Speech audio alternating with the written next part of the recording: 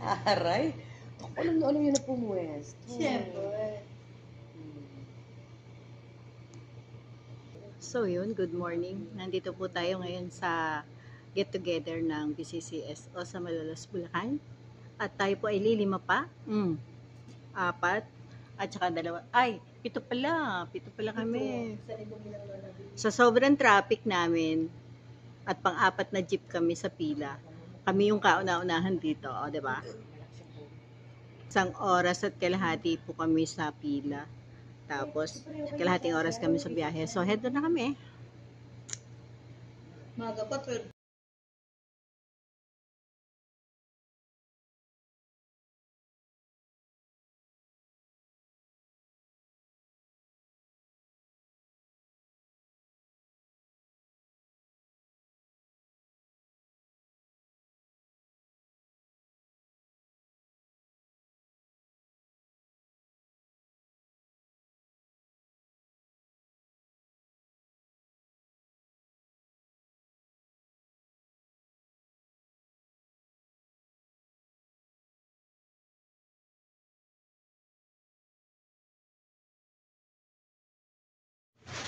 Yan po ang mga punong abala.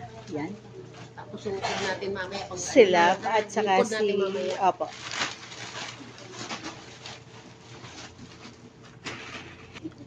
Kaya mo naman. Yung sa pagkakalita ako. Hindi ko may baby. Iguha mo nga ang bandan. Nandiyan ba siya? Yan, gawin siya na.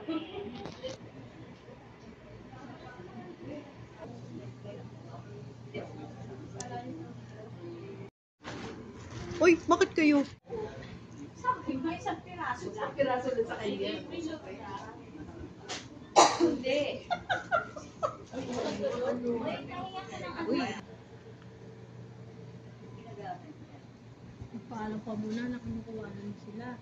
Hindi ko sila kinukunan. Ako yun. Ako yun. Hindi ko sila kinukunan. Ako lang. Welcome to my vlog.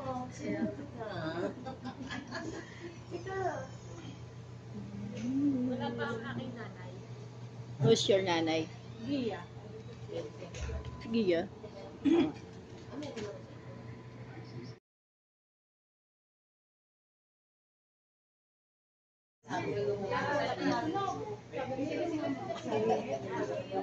Share. 31,000 Share. plus yung 300 na ating membership fee, kailangan nakalagay sa bangko, 2 ang passbook, isa sa share at isa sa membership. Yun po, iba nating papers, okay na daw po, sabi ni Erwin. Siya po tang gumagawa ng ating papeles eh. Na-evaluate na po tayo ni Sir Brian noong 14.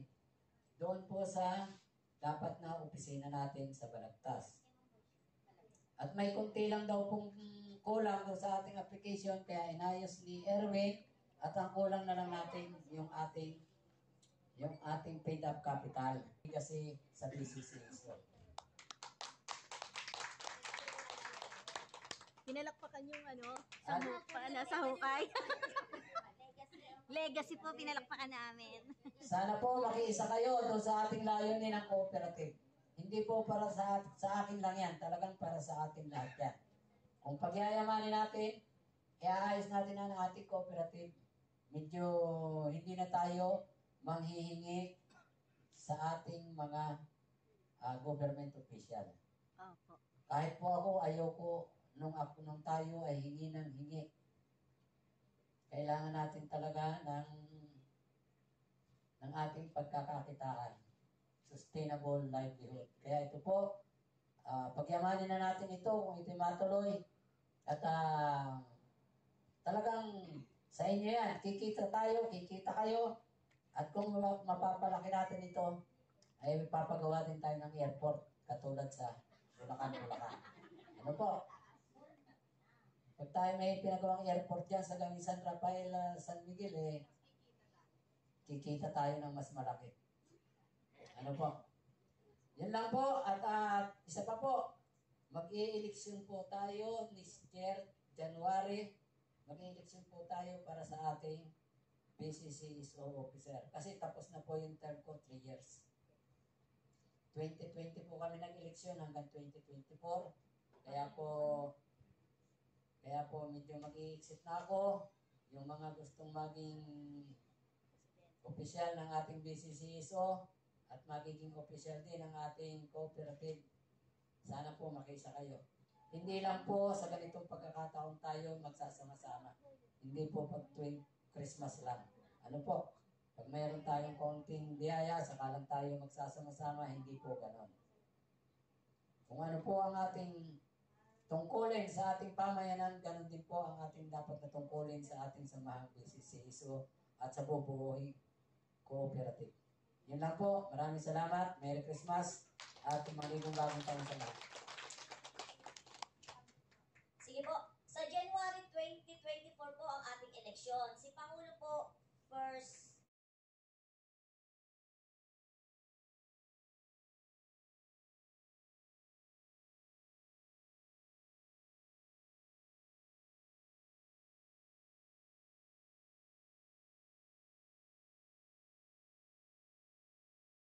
hindi pa ako miyembro, natatandaan nyo na ginawa nyo akong first lady ko. Simula alauna hanggang alas 6, binabad nyo ako sa stage. So akala nila habang hindi dumarating si Go, may first party at yun yung first lady ni Go. So ako naman po enjoy na enjoy, di ba? Kasi yes, very memorable. Kasi sabi ko, wow, daan-daan noon last year, was it General Assembly lang po yun. Daan-daanan umaten.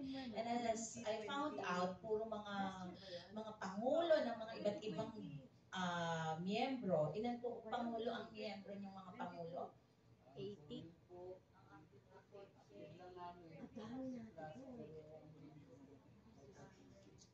Opo, 60,000. Ibig kong sabihin, kung sabi ni Pangulo, 40 lang daw na mga iba't ibang organisasyon ang natira. miyembro. Yan po Eh, yung malaki natira. na po yun. Imaginein mo po dun sa 40 times 3. Katulad ko po ngayon. Ang akin pong kasama ngayon ay ang akin pong iginagalang ng mga officers ng OFW sa San Jose del Monte, Bulacan. Hayaan niyo pong ipakilala ko. Siya rin po ay Pangulo ng Maharlika Senior Citizen Group ng San Jose del Monte, ang Vice President po ng San Jose del Monte, Bulacan OFW Family Circle, si Ma'am Nelly Morillo po. At ang amin pong treasurer ng OFC San Jose del Monte, Bulacan and auditor po ng Homeowners Association Amaresa ng San Jose del Monte, Bulacan. Pero treasurer po namin siya sa San Jose, sa OFC San Jose del Monte, sa Ma'am Minerva Andico po.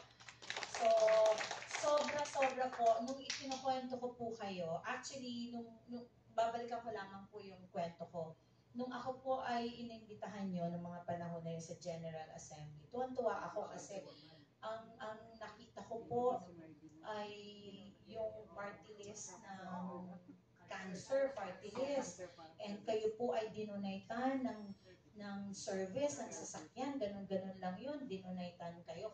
Ibig pong sabihin, yung kalidad ng serbisyo, yung inyo pong dedikasyon, yung inyo pong accomplishment, ay masasabing kitang-kita ng mga supporters natin or stakeholders natin, lalong higit pa ng cancer party list at hindi siya birong party list na sobra po yung pagmamalasakit nyo. Kaya yung aking pong pananaw at paghanga ay doon na buo, hindi lamang po sa numero, kundi dun sa mga nagtitiwalang mga stakeholders, lalong-lalo na ang cancer party list, na nagkataon po akong maanyayahan ko rin sila para maging stakeholder or partner ng Philippine Air Force Reserve Officers and members ng 23rd, especially sa 2nd RSN sa Clark.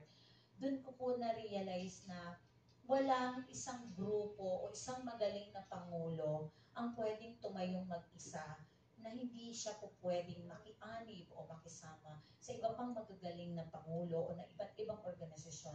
Kasi walang magaling na leader kung walang magaling na sumusuporta o yung tinatawag nating miyembro. Naniniwala po ako na ang isang organisasyon ay magiging matagumpay sa kanyang mga adhikain kikilalanin hindi po ng number ng mga members nito, kundi ang mga taong nakakakilala sa kalidad o ano ang mission, vision, and objectives ng grupong iyon. Kaya sobra po yung pagpupumilit ko na maging member, o diba? Kaya hindi ko po talaga alam eh. Ako po ba talaga in-acknowledge nyo na as member? Alam ko, board of director ako nung pero pag ako yung tinatawag nyo, puro pang peso ang dating. Ito po bang speech ko, pang peso po ba ito o pang member? Ayun. Oo, inspirational po to. So, wag muna tayo sa tupad. Wag muna tayo sa tupad. Wag muna po tayo sa pangkabuhayan. Pero, magsisegue ako. Kinonfirm ko kay Mau, sabi ko sa kanya, may pinapangako tayo sa BCCSO. Hindi ko sinabi, kasali niyo ako doon. Dahil pag sinabi, sasabihin, drenaso ko siya. Sabi niya sa akin, Doc Rose, opo, lalabas na po yung pangkabuhayan natin. Kasi kino-question ko po talaga. To be honest with you, kino-question ko po talaga kung sino ang mga binibigyan. Alam niyo naman po kaya ako napunta sa posisyon ko ngayon ay dahil sa pagtitiwala ng ating iginagalang na mahal na Gobernador Daniel R. Fernando kung bakit ako nakapasok sa PESO upang maging katuang niya sa pagbibigay ng totoong programa. When I said question ko, may mga organisasyon po kasi off the record, magkakasama naman po tayo na kahit ako mismo hindi ko alam, basta na lang nabigyan. Kilala naman po niyo ako sa advokasya at adikain ko na ang tamang dapat binibigyan ng mga programa ay yung mga talagang may puso na maging katuang ng ating mahal na gobernador sa pagtulong. Dahil ang Public Employment Service Office po ay isa sa mga namimigay po ng, hindi lang isa, kami po ang pangunahing namimigay ng pangkabuhayan at namimigay ng tinatawag na tupad. Hayaan niyo po, ako po kasi ay naka-leave from 27 onwards. January na po ang balik ko. Pero uunahin ko pong sabihin sa inyo, baka po by next week i-release yung pangkabuhayan mula sa amin sa opisina para po sa inyo. Ano ba ang parang groceries yata or tindahan? Ano bang hiningi nyo? Opo. Bigasan. Yes, bigasan. So yung bigasan na po na yon, babalikan ko bilang ako po ay inyong miyembro. Sinegue ko lamang po yun para i-announce po sa inyo na ako po ang mananalo nito. So, para i-announce ko po sa inyo na meron pa po tayong inaasahan na bigasan package. Ito po ay para sa grupo. So, karugtong ng aking paghanga ng inyong Pangulo, 10 mga officers po, at kasama na po tayo bilang mga miyembro o bilang mga board of directors, whatever, kung ano man ang posisyon natin, pag-ibayuhin po natin. Pag-ibayuhin po natin ang ating adhikain, hindi lamang dahil gusto lang nating makilala, yung sa posisyon, tayo ay makagamit ng posisyon para maka-impluwensya. Marami po akong alam na ganong klaseng organisasyon. Bubuo ng organisasyon o ayaw bumitiw ng posisyon dahil gusto niya lang impluwensya o gusto niya lang, anong tawag nito, koneksyon or popularidad. Ako po ay hindi tumitingin sa ganung klase ng organisasyon. Ang tinitingnan ko po, anong klaseng mga officers ang aking sasalihan.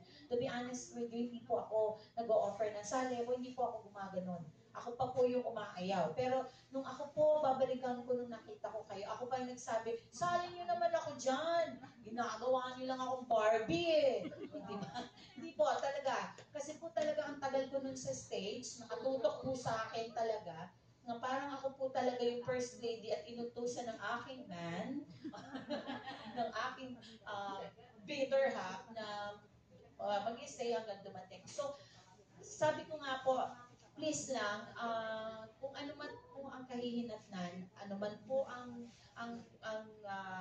daratnan natin sa taong 2024 na napaka-promising dahil andyan na po, kaya nga inabot ko agad yung aking suporta. Kasi po, napakahalaga, Pangulo, napakahalaga po na yung magiging mga opisyales, kung ito man ay meron man kayong election or whatsoever, napakahalaga po whether ma-retain kayo o kung sino man po yung magiging opisyales, mas lalo po natin pag-ibayuhin ang ating dedikasyon, ang ating maging progresibo, ang ating mga kasapi. Kasi bawat isa sa atin, katulad po namin sa San Jose, ako lamang po ito, ang nasa likod ko pong mga officer, may nasa likod din po yan. Di ba? Ganun naman tayo. Kunyari tayo, Pangulo, pero itong Pangulong ito, nasa likod niyan, marami pa rin organisasyon. Sa organisasyon na yon, yung mga officers mo, meron ding mga organisasyon kasi mga opisyalis din sila. So, imagine niyo po yung not only double but triple and multiple na po pwede nating pakalapin, lalo na sa darating na pagbubuo natin, sir, ng kooperatiba, lalo po nating pag-ipayuhin. At wag po ang pera o ang mga ayuda ang magiging daan para po tayo ay magkahiwa-hiwalay at para po tayo ay maging parang mapagduda sa bawat isa. Sasabihin ko na po sa inyo, ang nagiging dahilan kung bakit ang isang grupo ay hindi nagkakawatak-watak, ay hindi nagkakabuo-buo at nagkakawatak-watak. Yung pagdududa po, hindi lamang sa galing ng isang pangulo, kundi yung ano yung makukuha. Huwag po natin, sa mga hindi po opisyales, huwag po natin pagdududahan ng ating mga officers na bakit sila lang ang nag-uusap, bakit sila lang ang kumikilos. Bagkus lalo po natin silang suportahan. Kasi po, sa totoo lang, kung makikita nyo po yung inyong mga hiningi, lumalabas ito, wag na to wag nyo nang tingnan tong peso Actually, personal ko po to. Eto lang kay Congressman Danny Domingo, kay Bukal Fermin, kay Bukal Alan, kay Bukal Roque, and the rest, kay Bob, kay Vice, kanino tong bibigyan, kanino tong mapupunta sa akin? Kay Lorna. Lorna. Alam niyo po bang nagkita-kita po kami diyan na nanghihingi kami ng nung nanghihingi ako para sa atin, ma'am, kay Vice, kasi po ako, kaya po, ito yung sasabihin ko dun sa mga officers ko, sasabihin siguro, Ma'am Rose, bakit sila ang dami mga ganyan, bakit tayo wala? Ito po sila po kinarir. Ako po kasi may limitation, ma'am. Napakahirap po sa aking posisyon na pipila, tapos naka-ID sa oras ng pagpila. Ano ba yan, peso manager? Yan, pati na hirap po ako manghingi. Kaya sabi ko po, hindi ko naman po sila makumpel na pumunta rito sa Kapitolyo dahil taga San Jose del Monte. So, ang nahingan lang po namin ay yung mga local executives namin. So, ang punto ko po, kung titingnan niyo po ito, ilan po ang pagsisikap ng ang loob na makapanghingi para lamang sumaya po yung ganitong klaseng pagkakataon. Bawat isa po sa atin ay mga pangulo at mga officers. Alam natin ang hirap. Ito lang po ang tatandaan niyo sa sasabihin ko bilang introduction ng aking mensahe. Introduction pa lang pala, no? Ang mahalaga po sa isang organisasyon ay hindi lamang dami. Maniwala po kayo sa akin. Hindi lamang po dami ng grupo, kundi kalidad ng mga opisyales at ng miyembro. Hindi po paramihan tayo paramihan ng miyembro. Yung kalidad. Kasi dun sa rami, pag nakita na ng iba na may kalidad, yung organisasyon na yon sa paraan ng pag-iisip, pagpaplano, na may direksyon para tumulong sa iba't ibang mga grupo at sa iba't ibang kapwa, mismo sila ang gusto magpaanib. At mismo yung iba pa ang magsasabing kailangan nating tulungan katulad ng mga taong ito. So, sa ganang akin, tayo po ay magpasalamat at meron po tayong ganitong klaseng pagpupulong. Magpasalamat po tayo sa Panginoon sa panibagong buhay sa araw-araw na buhay na sa pagmulat ng ating mga mata, tayo po ay humihinga, tayo po ay nasa mabuting isipan. May mga taong kahit anong yaman, yung kanyang katawan ay patay o ang kanyang isipan ay hindi maayos ang kanyang pananaw. Tayo po ay magpasalamat kasi hanggang sa kasalukuyan sa mga oras na ito na nagsasalita tayo, pinaprocess po natin ang lahat ng ating mga gampanin na habang ang bawat isa sa atin ay narito, punong-puno tayo ng pag-asa. Hindi lamang sa mga programa na ating gaganapin, lalong higit pa kung paano po tayo makakatulong sa ating kapwa.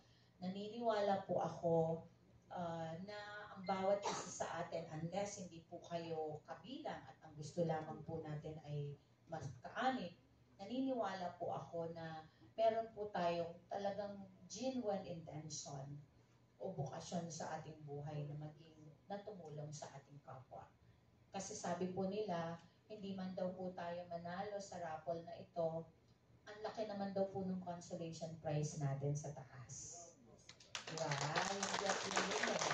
Diba, alam ka, hindi ako nanalo kahapon ng 1 million, 3 na lang eh. Tsaka 500,000, 5 na lang eh. 1 million po ang pinamigay ni Gog kahapon sa PGB Christmas party ng mga employees. 1 million pesos, tumatagiting, isa lang po ang nanalo. 500,000 po rin yung second prize. And the rest, malalaking TV, etc. Pero, naisip lang namin na, o sige, di man tayo nanalo ng pera, pero ang consolation prize is paglabas natin, ang gobernador ay nakatayo pa rin, at ang mga kapwa nating mga manggagawa ay patuloy na magsisilbi sa inyo, at wala pong nangyaring sakuna na pagsasabutahe sa buong PGB employees, Christmas party, at lahat po kami ay matiwasay ng kalabas sa KB Gym. Again, mula po sa hanay ng bumubuo ng Provincial Public Employment Service Office bilang inyo pong bagong department head at dating division chief. Wala pa po akong special order, pero ako po ang department head na kasi po hindi na po kami magiging PYS peso. Provincial peso na po. Kasi po ang PYS peso is Provincial Youth and Sports and Public Employment Service Office. Sa SGLG po, kina-question na hindi po pwedeng pagsamahin ang other departments sa Public Employment Service Office kasi nga po napaka-crucial ng mga programa at napakadaming programa. So, pinirmahan na po ang ordinansa, ang resolusyon ng paghihiwalay at ang inyo pong lingkod ay napagtiwalaan muli ng ating mahal na gobernador at ang sangguniang panlalawigan na maging department head, and at the same time bilang division chief ng PYS peso, ako naman po talaga ay bumabati sa inyo, 10 ng aking mga kasamaan at ang ating iginagalang na Gobernador Daniel R. Fernando at ang ating Vice Gobernador Alex Castro ng maligayang Pasko at masaganang bagong taon. Thank you very much. Ang Christmas natin ngayong taon na to. 2023, 2024, papasok na po. Mas masagana po sana, mas matatag ang ating samahan, at mas magsasama-sama tayo ng mas marami. Sabi nga, hindi naman kinakailangan marami, pero ang kailangan natin dito, aktibo. Aktibong nakikiisa sa programa. Aktibong nakikiisa sa lahat ng mga gawain ng Bulacan Coalition Civil Society Organization. Hindi po yung, kaya kanina, parang bago sa akin. Parang ngayon ko lang nakita yun. Parang madalang ko, si Ma'am Aida Nunez, siya po ang ating treasurer na po. Wala daw. So, yun lang po. At Kasi meron daw siyang ang sarap lambatan, no? Huli lahat. Oh, smile! Dito tingin-tingin! Yes! Hello! Dito pa daw, dito. vlog na, vlog. Nandito po kami sa building, nanginginain. Kain na po kayong lahat. Oh my goodness. Yes, say hello everybody! Huling-huli ng dala. Merry Christmas po! Huling-huli ng dala. Mami, ang ganda-ganda. Yes, ang ganda nila. Oh, say hello! Hello, hi! Hi! Dami-dami pagkain eh. Ma'am, kain na! Sige po, mauli. Madami sa akin. Si Vice. Sa'yo uli? Baka wala ka na makain.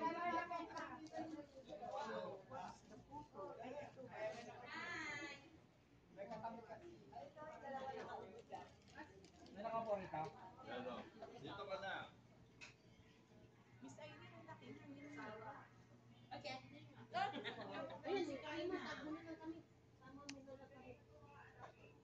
Para mapanood nyo po ito, kailangan nyo pong manood ng Lola Base Vlog. si Lola. Apo. Wala pa akong time manood kaya hindi ko napapanood eh. Hello, Lola May. Shout out. Hi po! Ma'am Rose Nabota, shout out po. Kain po!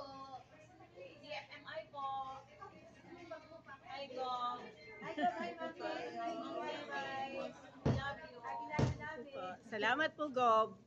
At Vice Gob. Ma'am Rose Nagota, salamat.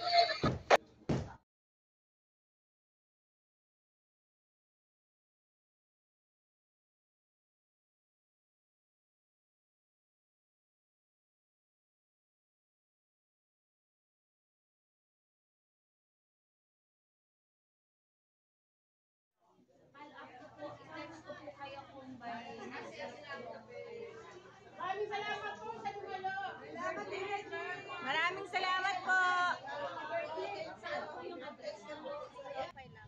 Dito. Dito, dyan. Ayaw mo pa sa akin. Wow, sana game.